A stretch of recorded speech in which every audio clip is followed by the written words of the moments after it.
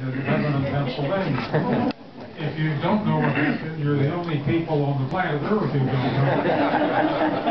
You don't know what happened. I've been in this line of work a long time. I never saw so much television coverage in my life.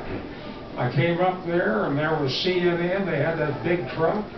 And there was Fox, a big truck. That was MSNBC. They carried it live. It was so lively that they carried it live.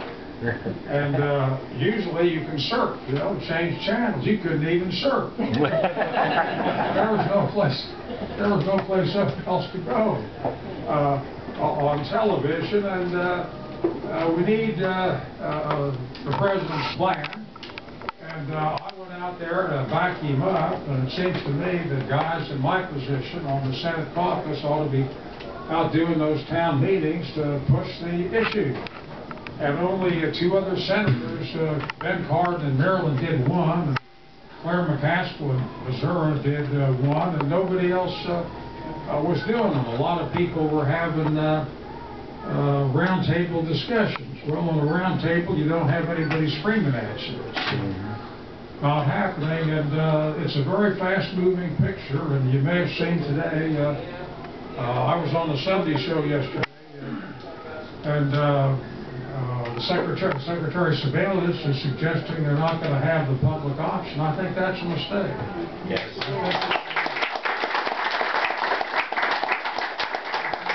I think we ought to stick with it. We ought to fight it out. There's a lot of support even beyond the public options for single payer, and I think that ought to be.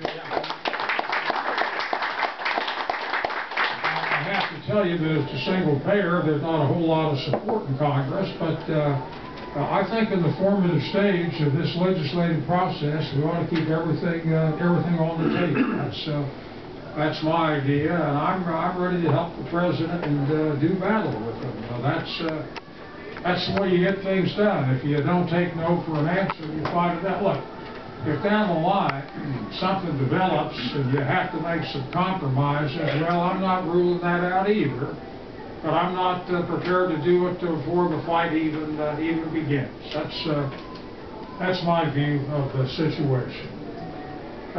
Listen, you know a lot about my activity from the years that I've been there, but some of the things you probably don't know about my personal background. My background is a very common one. Both of my parents were immigrants. And